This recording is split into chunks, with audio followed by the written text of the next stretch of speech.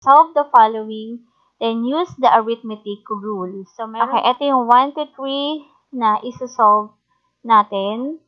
Okay, and then this is the rule, the arithmetic rule. If A and B are known, it is easy to find any term in that arithmetic sequence by using the rule.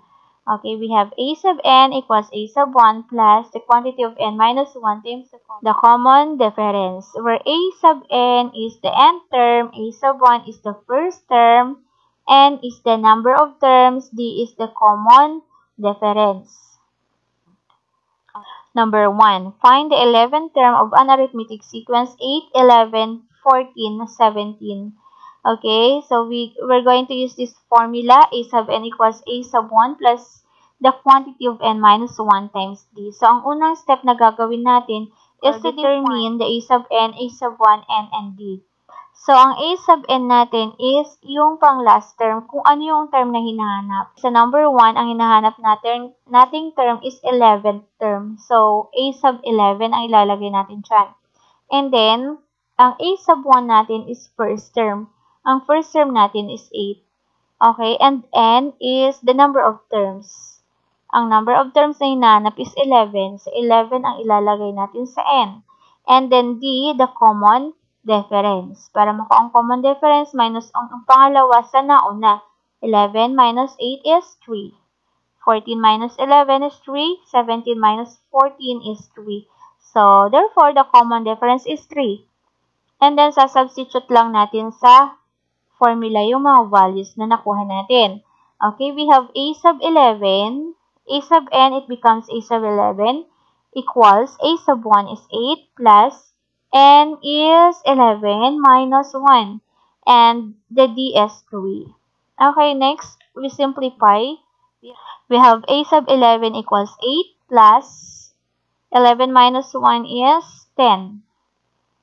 Then we have 3 for the common difference. Next, A sub 11 is equal to 8 and then 10 times 3 is 30. Then A sub 1 equals 38. Therefore, the 11th term is 38. Okay, so let's have an example number 2.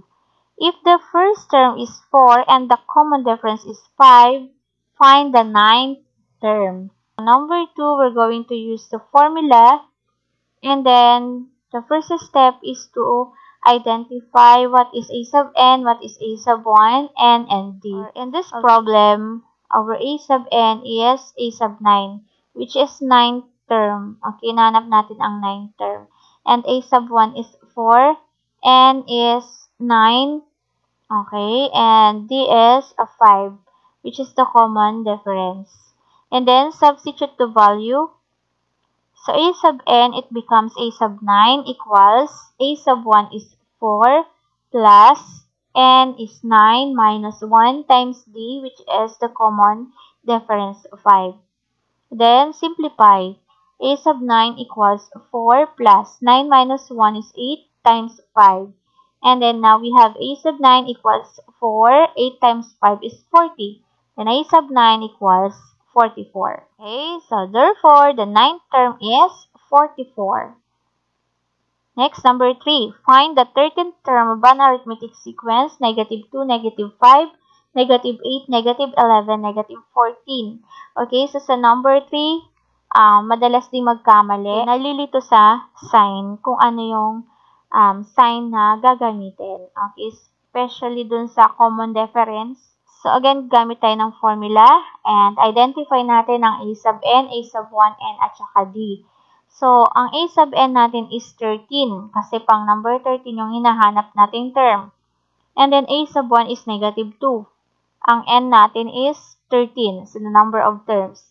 And the common difference is negative 3. Again, paano nakuha ang negative 3? Pili lang tayo ng dalawang magkatabing terms. Let's say, for example, yung negative 2 at saka negative 5. So, negative 5 minus negative 2, the answer is negative 3. Substitute the value. Then, A sub n, it becomes A sub 13 equals A sub 1 is negative 2 plus n is 13 minus 1 times d, the common difference, negative 3. Then next, simplify. A sub 13 equals negative 2 plus 13 minus 1 is 12 times negative 3. And then we have a sub 13 equals negative 2 plus 12 times negative 3 equals negative 36. Then a sub 13 equals negative 38. Negative 2 plus negative 36. Okay, same sign. Kaya ang gagawin natin, i-add and then copy the sign. Okay, which is negative 38. Therefore, the 13th term is negative 38. Okay, so that's all for now and thank you for watching. So for more math video lesson, search my YouTube channel, Mathish, and then click playlist for the compilations. So please subscribe, like, and share. Thank you.